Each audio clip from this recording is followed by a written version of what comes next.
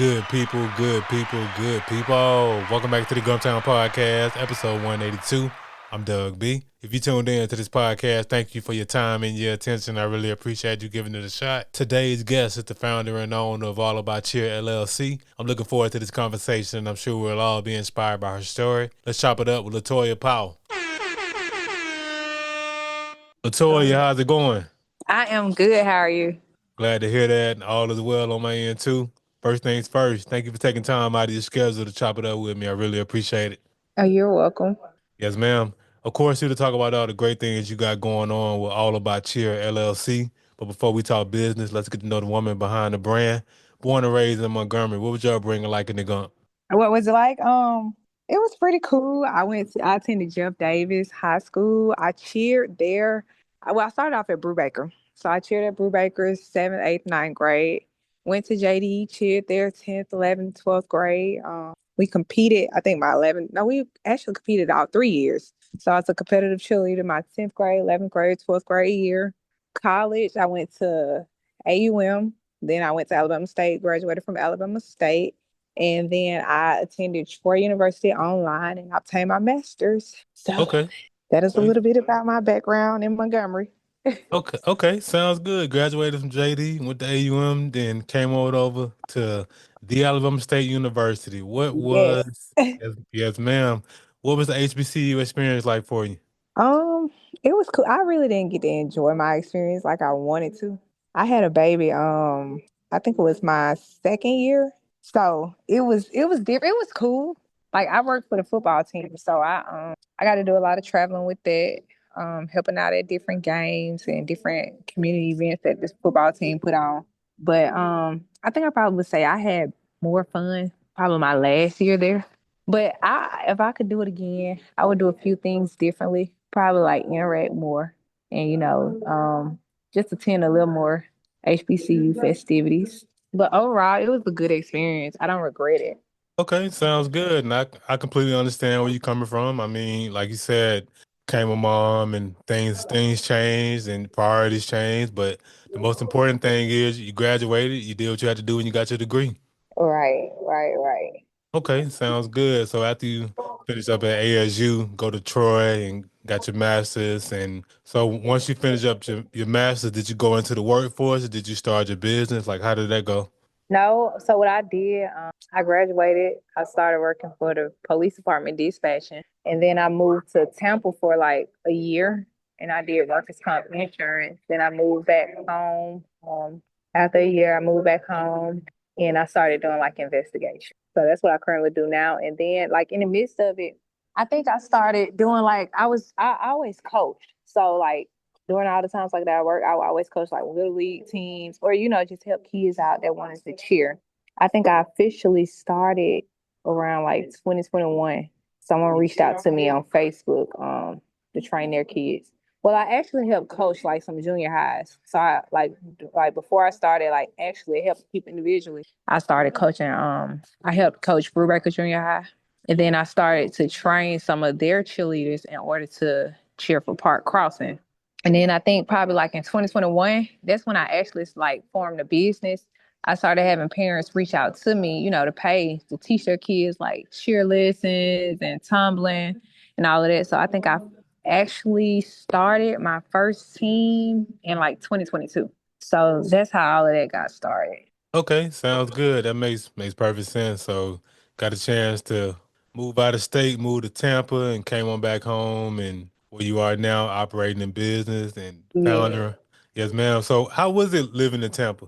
It was, oh my God, I loved it. I actually liked being there. It was so much to do, so many different things. Like everything was like 5 miles away from you. Mall, store. It wasn't even 5 miles. Like everything was like right there from where I stayed, less than 5 minutes. So I had the mall. We had Top Golf. We had the indoor skydiving, all the restaurants. Like it was so different. It was so much to do. The beach probably was about 35 minutes away from me. So Temple was really nice. I actually enjoyed it, but the only thing that I would say it didn't feel like home for me. It felt like a permanent vacation. So that's why I came back, ended up coming back home.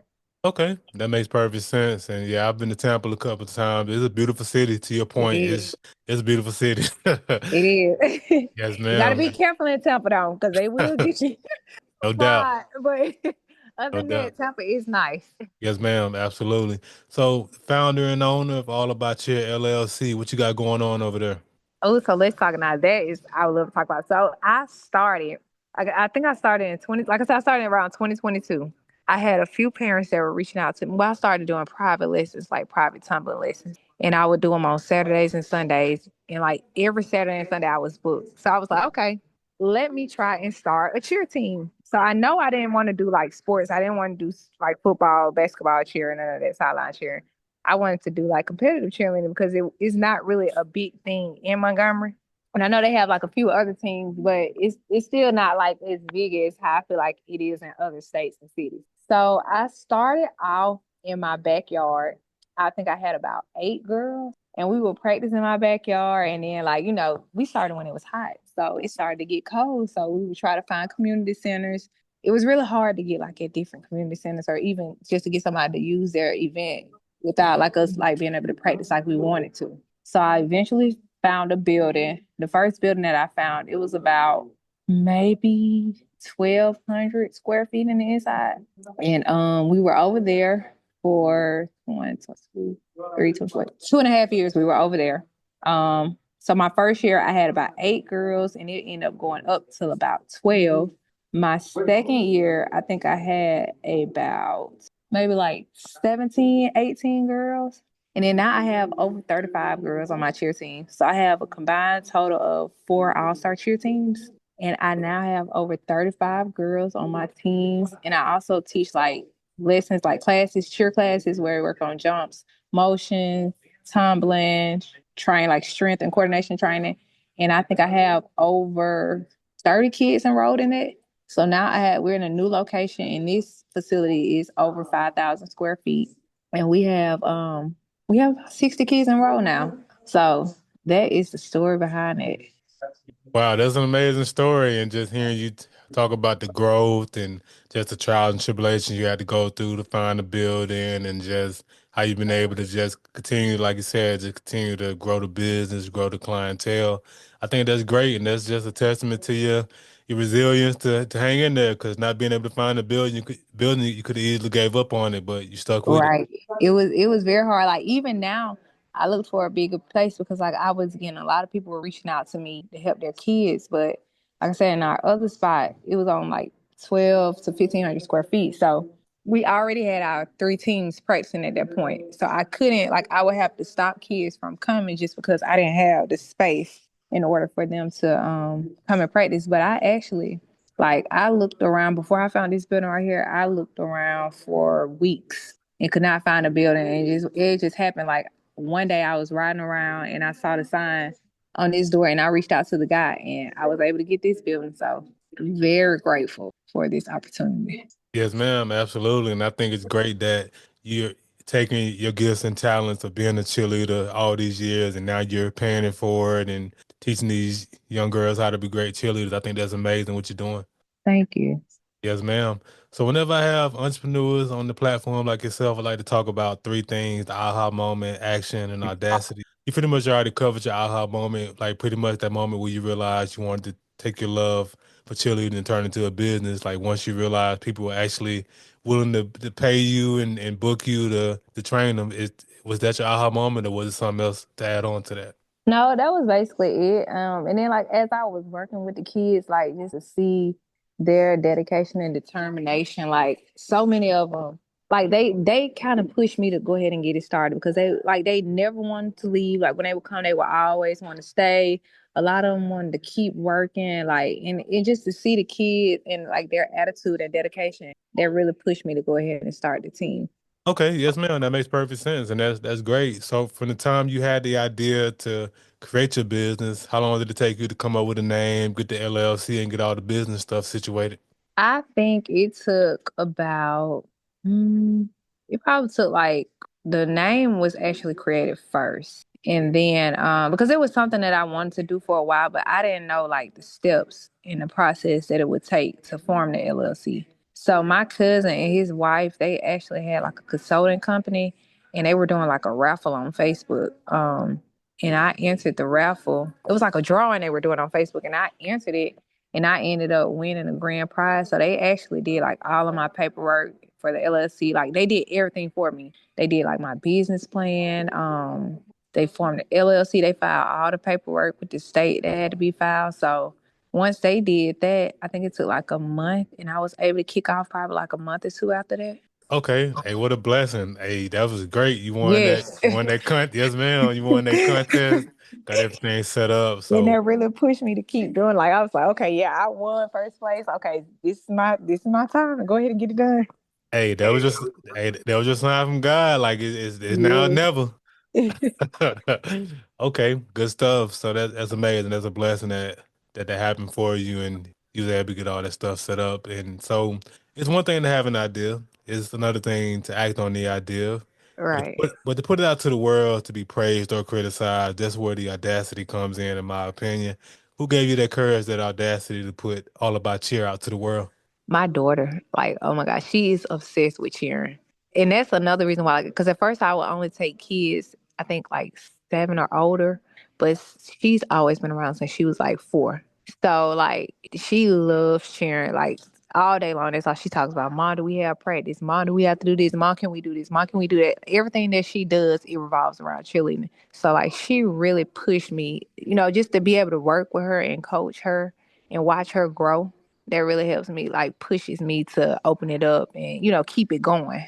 Yes, ma'am. Shout out to your daughter for giving you that drive, that inspiration, that motivation to keep going, like you were just speaking on. That's amazing that she's keeping her mom on the toes. Right. And I feel like I can coach her. Like nobody can coach her like I can. So I can see her and train her, how I want her to be and how she needs to be. So Yes, ma'am. Absolutely. So you've done great things with All About Cheer. I know great things are coming down the pipeline, which leads to my next portion, vision. What are some of your short-term and long-term goals for the business you feel comfortable sharing? Yeah, short term goals. I want to continue to grow my team, continue to grow the business. Right now I only have like prep teams. My goal for next season, which will start in June, is to have at least 2 elite teams. A lot of the kids that started with me, they're still here. Especially like last year was my first year doing like a 4 and 5 year old team. I think it was 4, 5, and 6. And I still have all of those girls. A lot of those girls started with me when I first opened up, and they're still here. So they're going on like 2, 3 years with me. So short term is just to recruit more girls, get more teams, work with more kids, help them learn, gain a passion for cheering. Long term goal is within the next 3 years, I want to build my own facility. So I plan on like finding some land, probably not, with probably like within the next 2 years.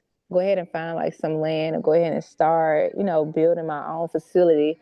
That way I can host more students. I can actually start hosting it. Well, now I can host schools, but I want to be able to have schools come in, like high schools, colleges, junior highs, even if it's like city league teams. And I want to be able to have my own facility so they can come. I don't have to worry about renting from nobody anymore. I'll be able to have my own and say, hey, this is something that I actually built and it's actually mine.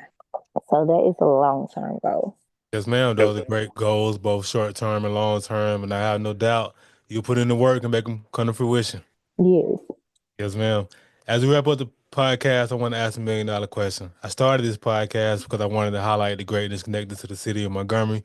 Whether you were born here or lived here for a significant period of your life, be it college, military, or work, you being a hometown hero, LaToya, I got to ask you, what do you appreciate the most about the city of Montgomery? What do I appreciate the most about the city? Yes. Oh, um, good question. I don't know. I guess I can say parents. A lot of parents, I guess they try to find things for their kids to do. Like even with the Montgomery Black pages, that's why I post a lot in there because I know people are watching. Like I've even started they're young. The ones that take the time out, a lot of people don't like social media, but for the ones that social media actually is good, especially for businesses, because it helps parents that sit there, trying to find things for their kids. It finds them something to do. So I would say I appreciate the parents in Montgomery the most. Yes, ma'am. Powerful stuff. Powerful stuff. So, LaToya, how can the people connect with you? What are your social media handles and website? The social medias, oh, hold on, let me see. I know the Facebook name for the team is All About Cheer. On the profile picture, you'll see the girls with a lot of banners on the floor. Instagram, the Instagram name is AAC underscore all stars with an SAL. And then we have email address info at aboutcheer.com. You can email me. Or we actually have a website, and that website is www.aboutcheer.com. Or you can reach me by phone. I'm very responsive to texts or calls. My number is 334-306-6546, and I start at age 4 and we go up till about 17, 18. Ma'am, and of course, I'll put all of that contact information in the description of the episode. Hey, LaToya, thanks again for the conversation. I really appreciate you. Thank you so much. Thank you for reaching out to me as well. I was real nervous. Yes, ma'am. No problem. Good people, that concludes another dope episode of the Gumtown Podcast. In the meantime, in between time, y'all know what to do. Be blessed, be safe, but most importantly, have the audacity to be you. Gone.